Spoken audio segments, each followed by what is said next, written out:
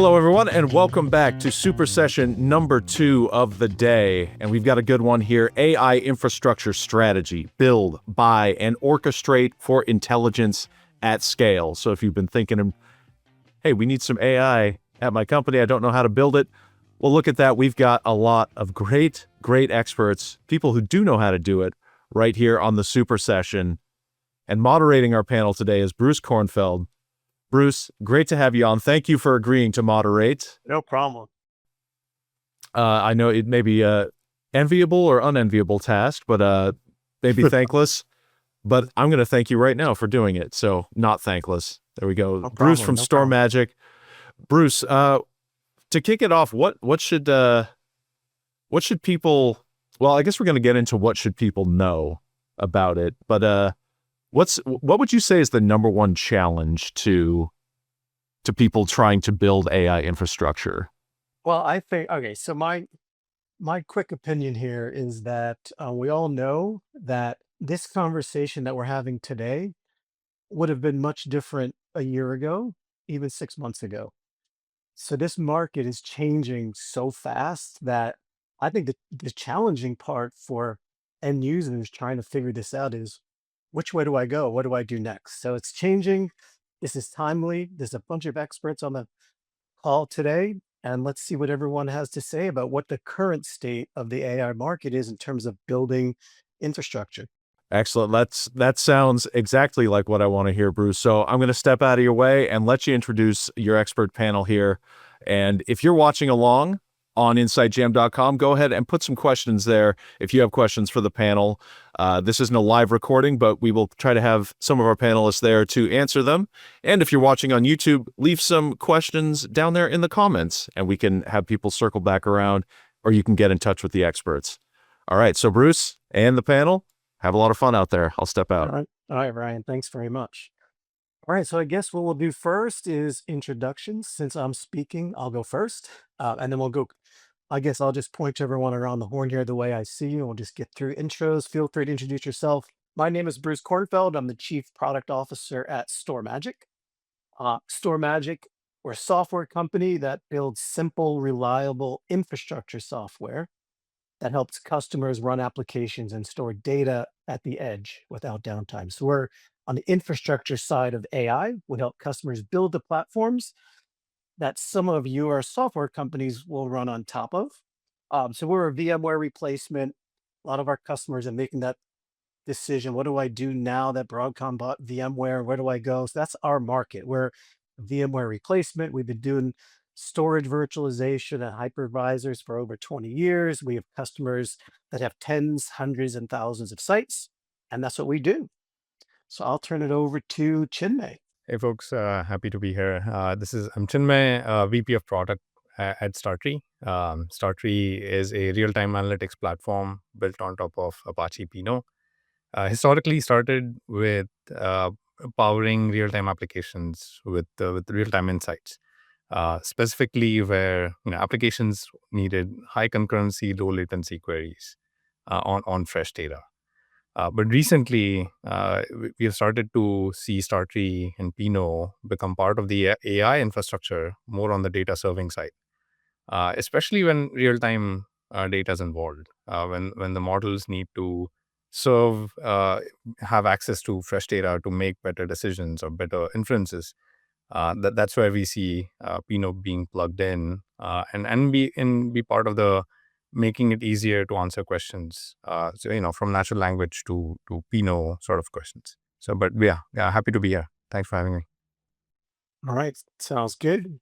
Draeger. Thank you. Draeger Valencia. I lead our go-to-market group for Singulr AI. We are also a software company. We have a governance and security platform that helps enterprises evaluate, onboard, and innovate with AI at the pace of demand while balancing various risks that come along with that, particularly in the realm of data privacy, some of the evolving security risks that is specific to AI, and compliance violations. our background. This team has been together through a number of ventures. Actually, Bruce, the last two were both acquired by VMware, so quite familiar with that space. But background is around cloud and cloud network security. So we roughly 2.5 years ago decided to move off and start solving some new problems related to the generative AI, but leveraging some of our skills of the past in the network security space. Sounds good. All right, Adrian, you're up. Nice to meet everybody. I think there's a couple of stars on the call, Chinmay and myself, and so on the other and the stores for you, Bruce, as well. So, Adrian Estala, I'm the CDAI over at Starburst Data. So a little bit about Starburst. We are a business-facing semantic layer, and so what we do is we build a data product-focused semantic layer for agents. And so a lot of what we do really started with federation, very high-end, high concurrent federation. Moving the data products, we were very early with the data mesh story, kind of when it started. And now that's really evolved into kind of a business facing end. So I think a lot of the stories that we're going to hear today are going to be on the back end with infrastructure. But I think equally, the more important part of the story is going to be on the front end with the business, right? How do we make the changes in the back end in a way that doesn't disrupt or delay what we want to do with the business? So happy to be here. Thank you for the invitation, Bruce. Sounds great. Jonathan. Hey, good morning, everybody. Yeah, I'm Jonathan Tapson. I'm the Chief Development Officer at BrainChip. BrainChip is a little different. I think we are a chip design house. So what we do is we actually design silicon that generally gets integrated into bigger systems. And our specific focus is AI at the edge. So we build accelerators, neural accelerators that are designed to plug into other people's chips or other people's systems and provide kind of value add in the sense of taking raw data, processing it, and then providing some kind of abstracted and value added information to the cloud. So from the point of view of this discussion, I think the interesting thing for us is that we are both a hardware provider. So we're not a manufacturer, but a designer of infrastructure.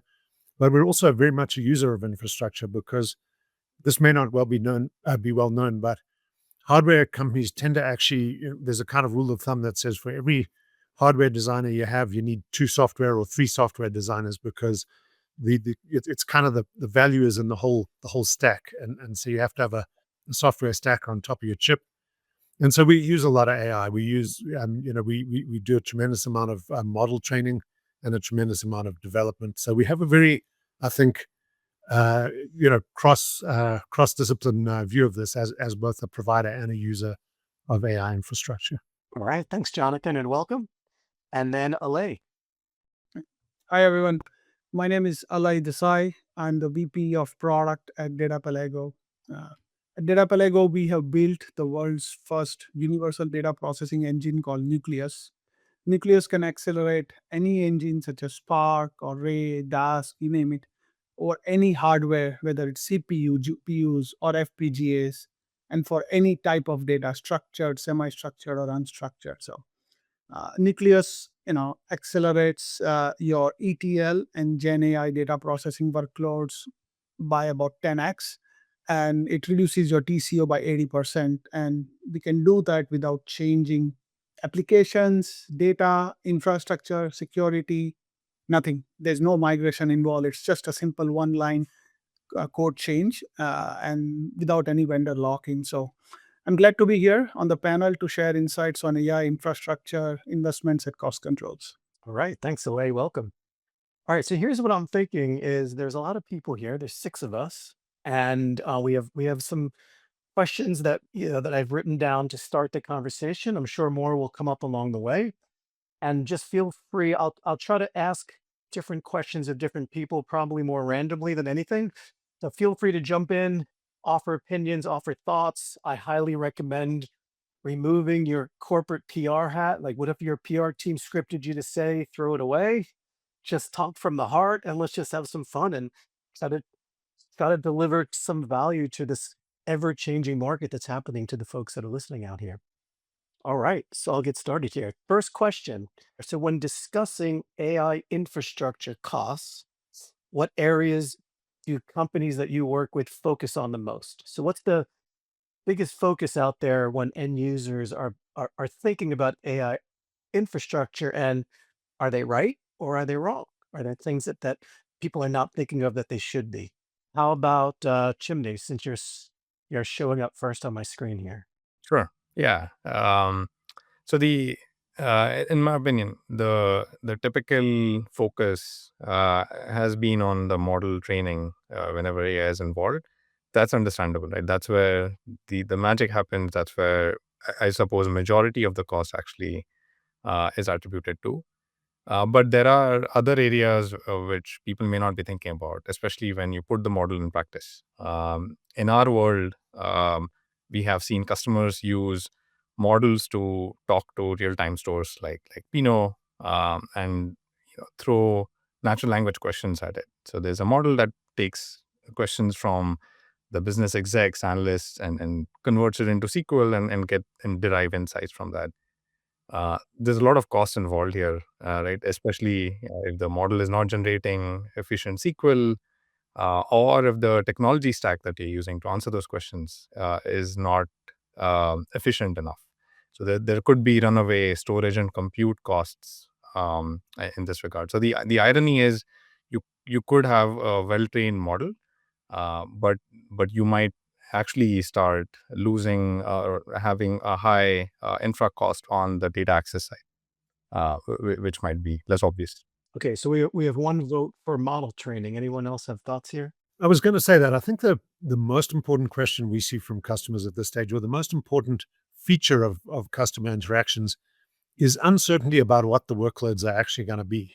Everybody knows that they need AI. They know that it's going to be transformational for their businesses, but they don't yet have, I think not a lot of companies yet have actual working, business flows. Certainly not mature. I don't think there's a single company that would say right now, we have a mature AI business flow. And so the effect of that is that you actually, it's a two-step problem. First, you have to understand what is the business flow that I'm trying to set up, and therefore what infrastructure do I need for that business flow? And we're at such a sort of nascent stage of that process that I think there's tremendous uncertainty, and I don't think that's going to go away very quickly, because I think, as you said in your opening statement, the technology is moving so fast that I don't think we're going to see stable workflows anytime soon. I can jump here with with a different point of view. What we see with our customers is everyone on the inference side, they've heard watch your tokens per second per dollar, use KV cache efficiencies, control your inference costs. But in many enterprises, the ones that we work with, which are a little bit leading edge, the hidden cost they find isn't just the GPUs. It's actually at times unoptimized data pipelines, which are running 24/7. So I can dig a little bit deeper into that. So what's happening here is all company leaders have heard, hey, watch GPU, CPU time, instance utilization, networking, especially inference GPU hours and egress. So all of these leaders are implementing modern kernel serving stacks like VLLM paged attention, TensorRT LLM with speculative decoding and things like that to change the cost curve by 2 to 4x throughput improvements.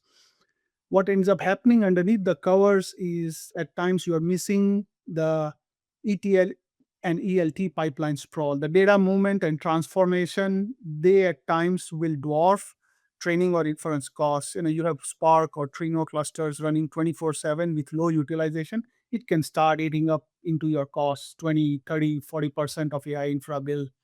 And on top of it, you layer this duplication, which is happening across BUs, because right now everyone in every organization is thinking, I need to do AI. So suddenly there's a duplication going on with every BU trying to do its own thing, whether it's cleaning or prepping, same data differently. And many times, none of these guys are experts at data. We had one customer which was actually using Avro, which is a row-based thing, and implementing accelerated technologies, like CPU SIMD kind of acceleration technologies, which is columnar-based. It's ideal. So without transforming the data. So there's a lot of format efficiencies, duplication, data sprawl, which is happening. That raises up the infrastructure costs quite a bit. And the companies who have been doing this AI for some time, they are finding that some of the costs are now coming also from AI data side. So that's what we see out in the market. Let me add a business view on it, right? So if you're having a conversation with a business leader, so CDO sitting in front of a business executive, the cost on the infrastructure side kind of dwarfs the pain or the cost on the business side, right? And so you got cost of infrastructure, which we're talking about, which certainly is painful. Then you have the cost of delaying projects, right? So it's an IT leader sitting in front of a business team saying, "We're going to make these great changes. We thought we moved into the right warehouse, but now that's not working. We're moving to a different spot. We're adding new things." And all the business person is hearing is delays, right? I got to pause my projects. I got to delay my initiatives. I got to slow down my innovation, right? And so there's the cost of slowing down business delivery. And then there's the cost of innovation, which I think is most important is I don't want to invest in infrastructure. I want to invest in innovation, right? Where can I spend my money so that I can have an impact today? How do I drive business innovation? So if I'm spreading my dollars out, I want to put more money on business innovation. I don't want to slow my projects down unless I can replace them by a more innovative project. And I have to find a way to leverage what I have on the back end, right? How do I reuse infrastructure in the interim so I can deliver faster on the front end? And so balancing those three elements is tricky, but certainly focusing on the front part of that conversation is most important. One thing that I'll throw out there is I forgot who mentioned the word GPU is what we see is our customers are all at the edge. So they're small sites, they're retailers that have 1,000 locations or manufacturing sites. They're usually smaller sites. And while we are seeing AI moving to the edge at these locations, I think that a lot of them are nervous about the cost of the expensive GPUs that in many cases they assume that you need. And what we see is some movement around, you know what, you don't need a GPU in every location. You don't need an expensive NVIDIA card everywhere. You can leverage CPUs that have some acceleration built into them. So I think there's some misinformation out there about every single place has to have a GPU because that's what all the big guys are doing in the cloud. But at the edge, I think there's some ways of doing it at a much lower infrastructure cost. Can I ask Bruce a question? Because that was really interesting what you just said.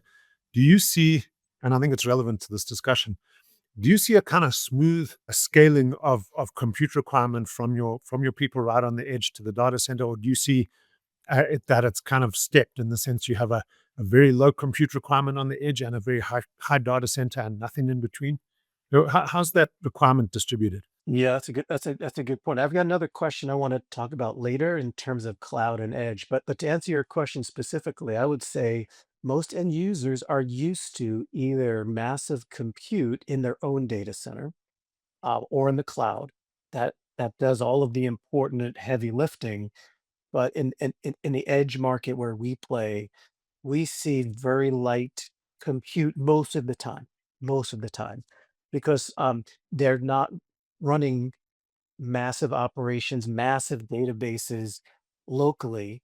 AI has come along and it's confusing people, right? So I think I've got another discussion I want to have later today, but in general, to answer your question, I do see a difference, and we do see much lower compute requirements at the edge today in the markets that we serve. But that could be changing. What about hidden costs of ungoverned AI? So ungoverned AI, it just runs rampant inside of the organization. So what are those hidden costs if it's not governed, and how can companies prevent this? So I'll throw it to the Draeger, if you don't mind. Sure. Yeah, that's a loaded one. You can take it in any Yeah. direction you So, want. so as a company who's focused on helping enterprises govern AI throughout their organization, you can imagine we've got a few opinions about this. But what we're seeing with our customer base, and that they range anywhere from, let's say, 1,000 employees up to 130,000 employee organizations, and the maturity of AI adoption is just as that kind of wide ranging, where we have some that have been um, developing very cautiously and methodically for some time in this space, upwards of 3 years. And prior to that, they had quite a bit of background in traditional AI and ML, and then some that are just kind of completely net new. Um, there were two macro kind of environments that we run into most often. And one is those that are hyper prohibitive, and they've got the proper controls to prevent uh, things by and large from occurring without central knowledge or authorization. That's a much smaller percentage. The other side of the house are those that have some basic measures in place, firewalls, basic security kind of policy that controls access, and then there's some written policy. Um, with the latter, what we've seen is the amount of AI that's being consumed versus what was expected is quite a bit larger, typically anywhere between 5 to 10 times. So an average customer for us has roughly 800 unique AI services in use. What with that has come all sorts of considerations from a security perspective. It's really hard to protect what you don't see. So many of the CISOs that we meet with on a regular basis, their big concern is, what AI is my workforce interacting with, and what data is that workforce exposing to that AI? Where does the AI exist? If it's a third party, where is it hosted? Is it training on our data? Do we have the controls or even the options to turn that off? And the AI is kind of coming in from a myriad of angles. You've got developers accessing models via IDE platforms, or non-technical users popping on their devices a service that may have just released last week, or all workforce getting exposed to AI via these IT managed applications that are now releasing AI based features. And most of those features are powered by a subprocessor. That becomes a fourth party consideration for our customers. So I think the myriad of risks, I believe, cover, there's financial risks associated with unexpected costs. I think most CIOs felt the pain in the SaaS world of the freemium model, and then being held hostage for an enterprise license agreement after these vendors would build a kind of a collective mass of users. So that's a big concern, but also the cost associated with things like compliance violations, data breaches, et cetera. We take a pretty strong point of view that visibility is going to be really important for businesses that want to succeed in this space, and not the traditional method of visibility, but really understanding the who, the what, the where, the when, and the why as to the AI interactions across the business will be critical. That context is really important. Yeah, I want to plus one, right? There's definitely the risks of token sprawl that you're not aware of, ungoverned access, um, security breaches. You may be unintentionally giving your models access to data that you didn't want to. I think the key, what I wanted to plus one, is the observability angle that Draeger was mentioning, right? Especially real time observability. What are you accessing? Who's accessing what, and how many times? Like the token, the usage per token. What kind of data sets are being accessed. I think that real time observability is actually key to mitigate some of these risks of ungoverned AI. I had one more. I think the hidden cost of missing on innovation. I work at some large banks where we do work, and there's a backlog of AI projects that have been there for 18 months, right? I'm not making this up, right? And so you've got these AI projects that are trying to build full top to bottom stacks to solve an AI solution. Their inability to innovate because their projects are stuck, that's it's not hidden. It's hidden to the IT side maybe, but it's certainly front and center for the business teams. And when you can unlock that, when you can kind of get through a governance model more quickly, and enable business teams in the front end, the other hidden cost is experimentation. The cost of experimentation, when you enable business teams and AI teams to experiment faster, let them fail 10 times in 10 weeks, right? Let them fail fast so they can figure out the one that works. There's a huge benefit from that. And so the hidden cost of slow governance and the hidden cost of kind of inability to experiment, I think those are massive pain points. Yeah, Adrian, we're actually seeing the exact same thing, that the customer profile that I mentioned earlier of having the highly prohibitive state. Financial services is a big one that we see commonly. And one of our first financial services client, when we started working with them, they had a backlog of 800 projects. A Yeah. month into working with them, that backlog had doubled. And one of the top three priorities from the board was exactly what Adrian said. We've got to get rid of this backlog. We have to move faster. Even if we're failing, we have to fail fast. Give me I some think guardrails. Yep. absolutely. Yeah, I think some of these larger, and they're not always larger, but the businesses that came out of the gate conscious of the security risks and the data risks, and really put some tight uh, prohibitive kind of controls around it. I think one of their biggest challenges right now universally is that very topic that Adrian mentioned. So one of the issues that we're grappling with is the problem of IP leakage. So the idea that if I take my code base and I give it to an online tool to comment, is my code base now part of that online tool's knowledge base? And we're seeing situations where absolutely the only way we can deal with that is to run the systems on premises, with a air gap to ensure that doesn't happen. And I think particularly in military and aerospace and defense contracting space, we're going to see a lot of that requirement, which is going to be a big infrastructure problem. It's something that we're going to have to grapple with. So I've got a comment or a side question around this, because it's something that I think about too. And I'm looking for opinions here. Can we trust the privacy policies that are written? Meaning, you use ChatGPT, you use Cursor, whatever it is, and in theory, they're not using your data to train their model. At least what they say. Can we trust them? I don't think many people are, right? I think you have to have a multi-model approach. You've got some stuff that you route internally to your local model, and some stuff that you route externally to a public model. Is Do you it think that's cheaper a to best go public? practice? I think it depends on the industry and the compliance and regulatory position. But certainly in finance and banking, that seems to be the popular route. I'm sure you guys are seeing similar or other things. Well, that's part of what's delaying this innovation is, those that don't have the luxury of just saying, yes, we trust them, or don't. They're forced to go through some fairly arduous due diligence process to understand, okay, what exactly are they doing with our data? How are they handling that data?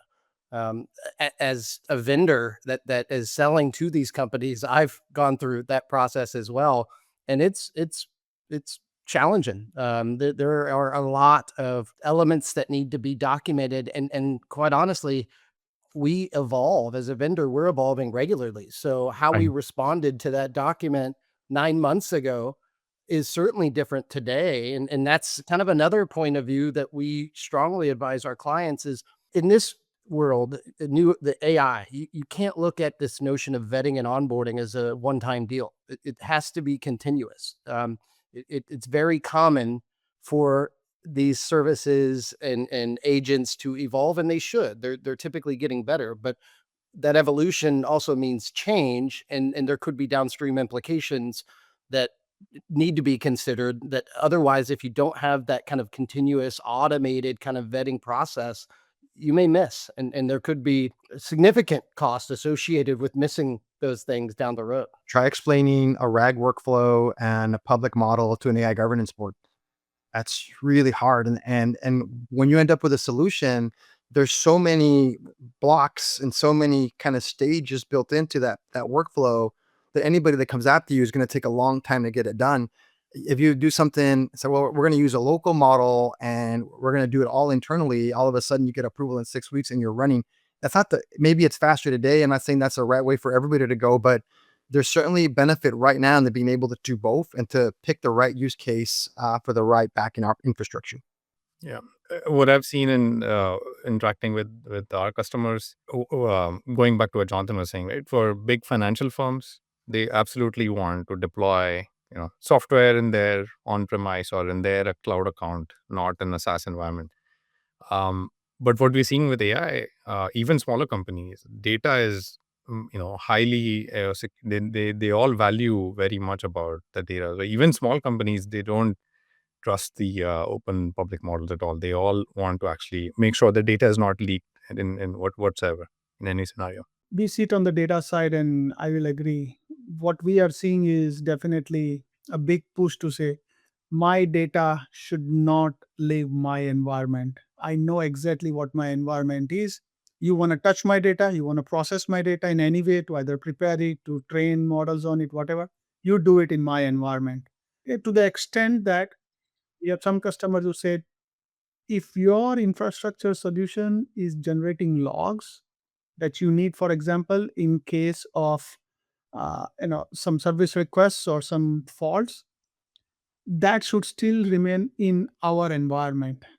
We will give you access. And so one of the things, someone pointed out about these changing requirements, and one of the things that we did when we were architecting our system was to have this flexibility. And today, we not only process data within any environment, but we also keep everything that, the operational data that's get generated also in the customer's environment. And if there's any issue, we go in with the permissions and we can do pair coding and things like that. And, so uh, security definitely has gone very high up because enterprises are afraid of the downstream impact of any kind of privacy or data breach. So, and federated guardrails, centralized feature stores, those are some of the things which come up continuously in our discussions. So this conversation naturally went to a topic that I was going to bring up later. So we're just going to keep going here because it's all related. The question was going to be around cloud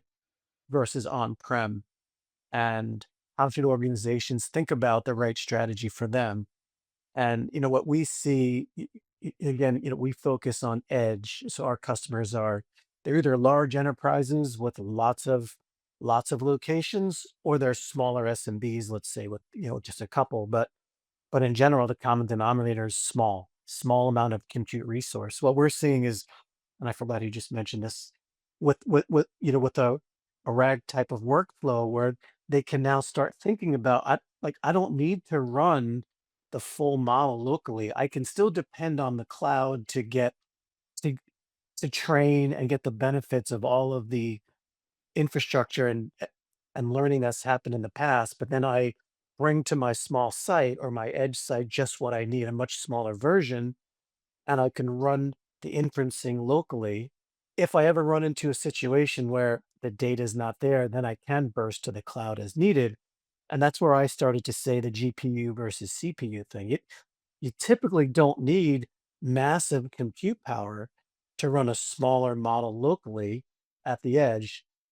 I don't think that thinking is common yet. I think smart end users are thinking about this now of, okay, how do I build my infrastructure at all of these edge sites so that I can afford to run a much smaller model locally and burst to the cloud when I need to? It's just one person's opinion from what I've heard of from customers. Anyone else want to comment on this whole cloud versus on-prem thing? I can echo what you're saying. I think you are going to hear a lot more something like train anywhere, run everywhere. That philosophy coming in, quite honestly. And there are companies which are already, there are models which are coming out already, which are much smaller models, which can work with low power and have a lot less, they're not billions and trillions of parameters, but they're a lot smaller. I think there was Gamma, which was just released from Google, which just takes like half a gig of memory to run. If you think about it, that's one of the most awesome direction. And by small fine tuning on your specific proprietary data, you can have a full-fledged AI working on the edge using much lower powered GPUs or even CPUs. And that's a trend we are going to see with IoT in edge, even on devices. That's definitely happening, and it will probably happen much faster than all of us here can think about. I agree. The challenge I think we have is this the performance and scalability you get in the cloud. It's hard, even for big global organizations. It's hard to replicate that on-prem. And so there's only so much you can do. When we build agents and we're trying to drive performance and accuracy, that two most important. Is it accurate? Is it fast? And so there's kind of 5 levers key attributes that we manage, so to speak, to try to improve performance and accuracy. When you've tweaked all those levers, you tuned everything you can, you're still kind of tapping out, so to speak, on the local infrastructure.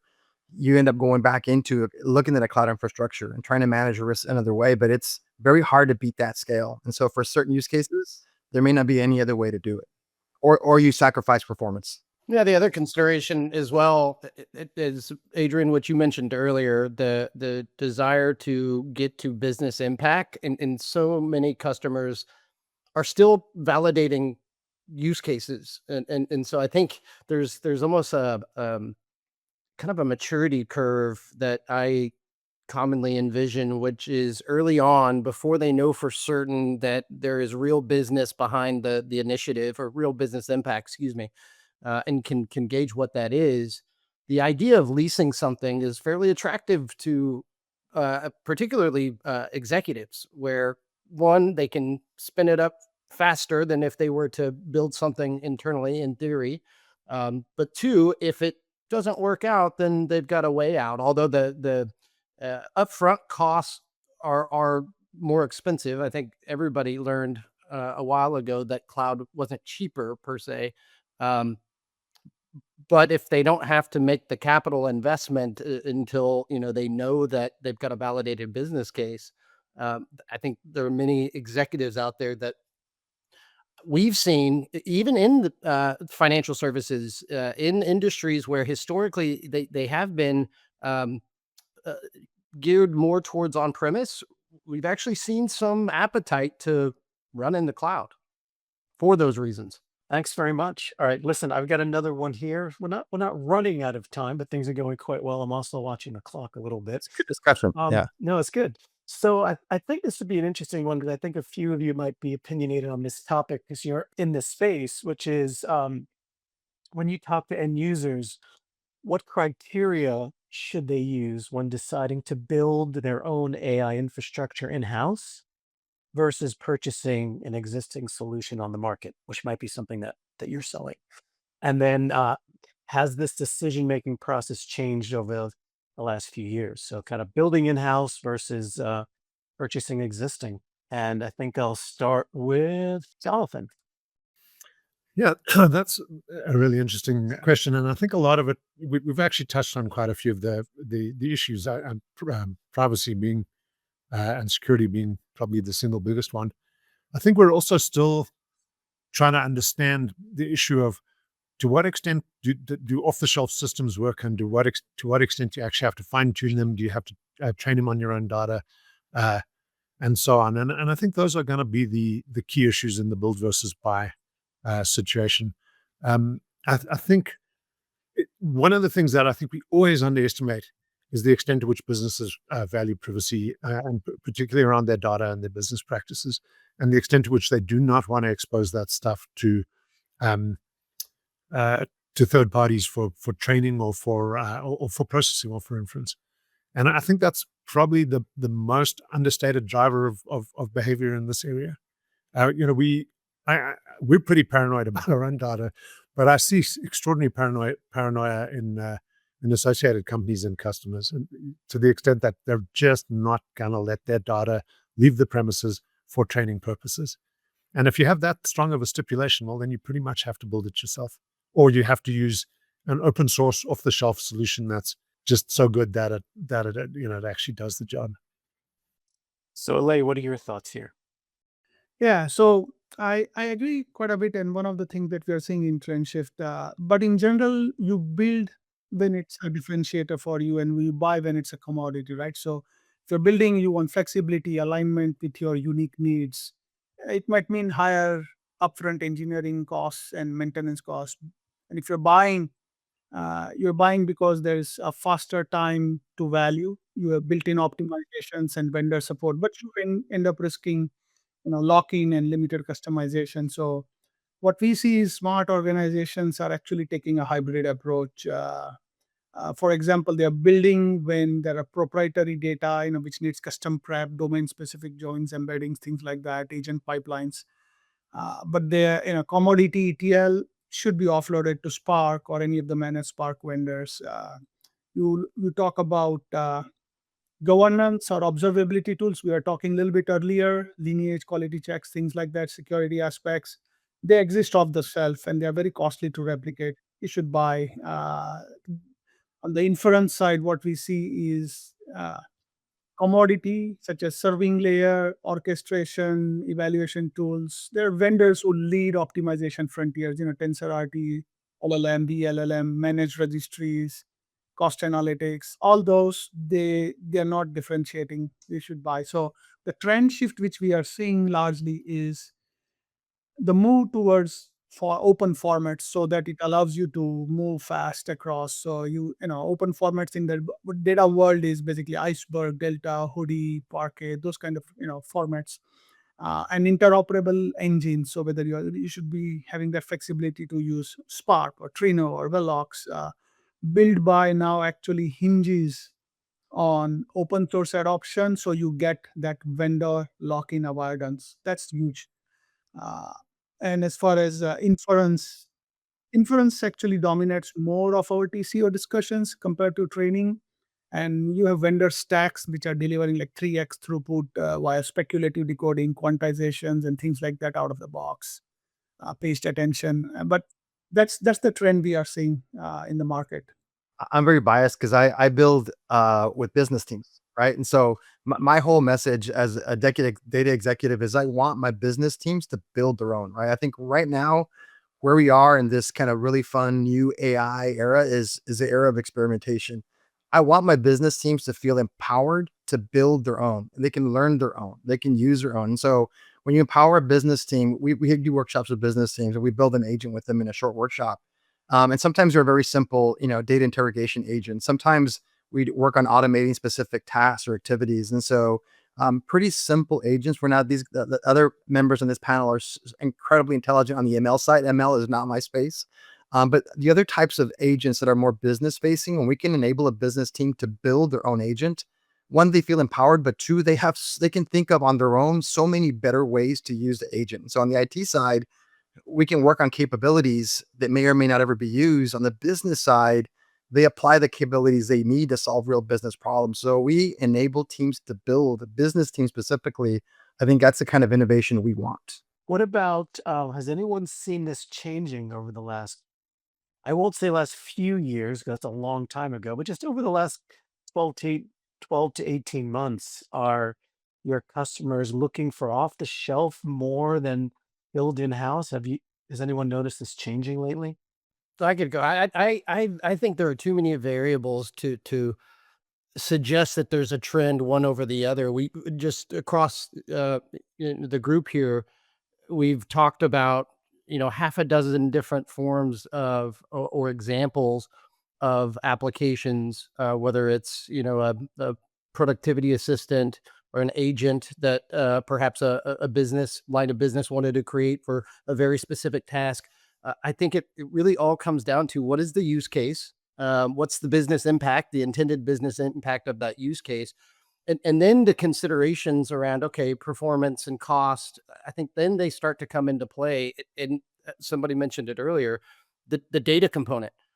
What data do I need to give this to deliver the impact? If it's highly sensitive, especially let's say I'm a 3-letter agency and I've got defense information, then yeah, I'd be shocked if they're considering putting something up in the cloud right now. But if it's an auto mechanic corporation and back office folks, and they're really just trying to automate some back office tasks, then they're probably going to have a much lower degree of sensitivity, as well as a higher degree of interest in renting the stuff while they kind of figure out whether or not they've got the skill sets to drive the outcome they expected.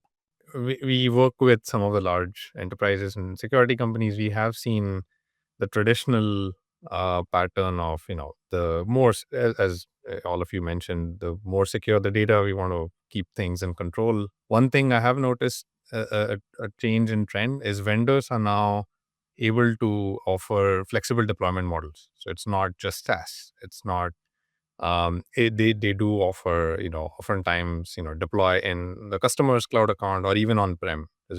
Pretty much all the famous technologies that we know of in this space, they are now starting to have this model. So that opens the door for these big financial firms to consider using vendors even on-prem, right? But again, the key is what Alay mentioned, the composability, open formats. I think that's still the key. So they may, there's no one vendor for the whole end-to-end stack, right? So you pick and choose where you want to. Alay actually talked to it very well. So as long as they are composable, I think that's really the key to this decision. Great Okay, points. I think I'll throw out another, unless anyone wants to comment one more time. All right, I'll keep moving on. How about I hear a lot of discussion today about AI, and performance is important, security is important.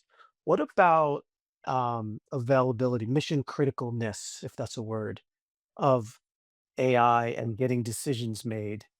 Do you hear your customers demanding super high availability so that the systems are always available to run? Or is it something that doesn't matter if there's some downtime because it's just something that happens over the course of a few hours, few days, or a few weeks? Does anybody want to jump in there? I'm Yeah, happy to do I one. can. I'll jump in here. This is something we are actually dealing with on a day-to-day basis now. As I mentioned, we are working with a few customers who are starting to build their applications differently. Right? In the past, they used to have dashboards, pre-canned dashboards. They know what they want to serve to their users. Those insights are embedded in the applications that users see. Now, I think the interface is changing. Now, because of Gen AI, they are now letting their own execs or even sometimes users ask more generic questions directly, and those get translated into during inference. They derive insight from the real time systems. So we are seeing this inference specifically, which is user facing or agentic facing. Agents are also doing the same thing. They're answering questions on behalf of some customer or user. The availability guarantees has definitely gone up. They want 3 nines, 4 nines availability for this system. Not only that, a lot of these models, as I mentioned, they take the natural language question, translate into SQL.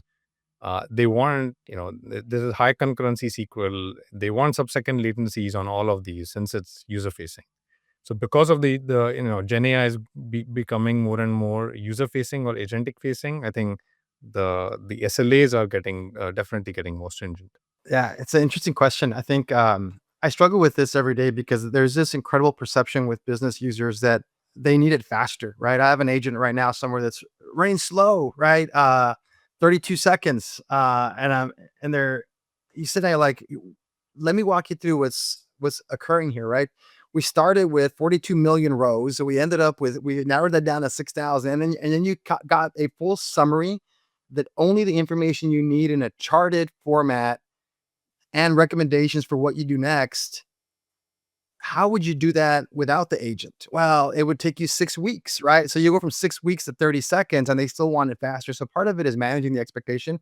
I don't think it's mission critical yet. I think maybe on the robotic side, maybe you can see some more mission critical type activities. But for what we're building now, at least in my experience with the agents we're building, we're trying to kind of meet a consumer's expectation for speed. It's not mission critical yet, but they certainly want the same experience they're getting on their mobile phones when they use ChatGPT. That's what they're mentally kind of attuned to. They want it faster. But we've gone from 6 weeks to 30 seconds. That's incredible. I think what we'll see coming soon as people get more comfortable with agents and AI and they start really applying them to automated decisions, which I'm not doing myself directly. I think when you start to get there, that's when you start to understand the mission criticality of the response. Right now, as long as the data is accurate, that's number one. As long as I can get to the data fast, that's number two. My ability to analyze it, if I can do that in 14 seconds or 30 seconds, that's more than fast enough. I can share a little bit from our customers. I'll separate out latency versus availability part of it. So we have customers in the insurance industry. I'll give two examples. Both of them actually are AI first companies. So in essence, one is in revenue optimization and second is in insurance. And both these companies, they are changing the rules of the game. And for them, availability is critical because, for example, in the insurance customer that we work with, it has changed the game about how insurance gets sold through its distribution network. And in real time, it gives answers to its distributors through AI. So any downtime leads to a direct top line loss, and that's not acceptable. Uh, that's one way as to how availability has become so critical because this company is actually selling insurance in a very different manner. The second is a revenue optimization company that we work with very closely. And it does basically look at your pipeline at a high level. I'll explain, but it does look at your pipeline and it runs many AI models to rank how and where your pipeline is going to land in another day or another week, or what's going to be a close rate. All of these companies heavily support RevOps and other functions within their customers.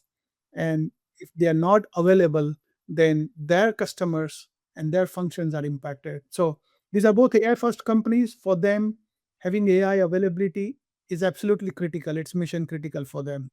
We are seeing a lot of that. The larger companies are taking basically a buffered approach. They're implementing AI into some critical business processes, but they're not completely, going all in. They are still playing with it, and they are figuring out the right level of AI and human interaction and capabilities in there. Yeah, So, I would agree with what you're saying. What we see our customers are doing important things at their small locations. Whether you're a retailer that needs to analyze sales data or inventory, you have to move material between stores to meet customer demand. You can be a healthcare provider looking for fast insights into patient information. It's starting to become where the AI inferencing needs to happen, not just fast, but super reliably. So we're seeing a lot of demand for mission critical five nines uptime because it's becoming so important for their businesses. So I definitely agree with what you're seeing. Well, and there's a lot of scrutiny because it's so important to their business. So they've got, every C-level executive wants to know how are things going, and if it's down, they're Exactly. even traditional infrastructure, that's been the case. But now with AI being such a top level discussion, I think there's a lot of pressure. Yeah, for sure. Okay, listen, we are actually at the top, close to the top of the hour. So I want to thank everyone for this. I feel like we can keep going here for at least another 30 or 60 minutes, but maybe they'll invite us back for another panel good someday. panel. I'll extend an open invitation to all of you to come back for our jam sessions that we have most Fridays here, right here on Inside Jam, and maybe even the next super session that we have. That was great to listen to. I think I feel more informed. I think my takeaway is it's easy, right? It's easy just to implement AI infrastructure. I don't know why more people aren't doing it. No, clearly, if you made it this far and you're watching, you're probably walking away with more questions that you had than when you walked in. So to get those questions answered, you want to get in touch with these folks. So we'll start with Alay. Where should people reach out to you and to find out what you and DataPelago are doing? Yeah. So on the web, you can reach us as datapelago.ai, and you can reach us directly through email as hello@datapelago.com. Perfect. Thank you. Jonathan, where should folks look for you? Yeah, similarly, brainship.com and a message to info@brainship.com will always work. But there's contact details on our website. Excellent. So go there. Adrian, how about you? starburstdata.com, and I'm on LinkedIn. So happy to engage in all conversation. Take advantage of that. Draeger, how about you? Same, Singulr.ai, also on LinkedIn. Either works great. All right. Excellent. Chinmay. All contact details on StarTree.ai. Just reach out there. All right. Easy peasy. And finally, Bruce. So yeah, stormagic.com is there's no E after the R, so STOR magic.com, and LinkedIn for myself if you want to contact me. And we will be at NRF, the big retail show in Paris. I think it's Monday, Tuesday this coming week. Well, check that out. And for everybody here on the panel, Bruce, Chinmay, Draeger, Adrian, Jonathan, and Alay, I've been Ryan Daly.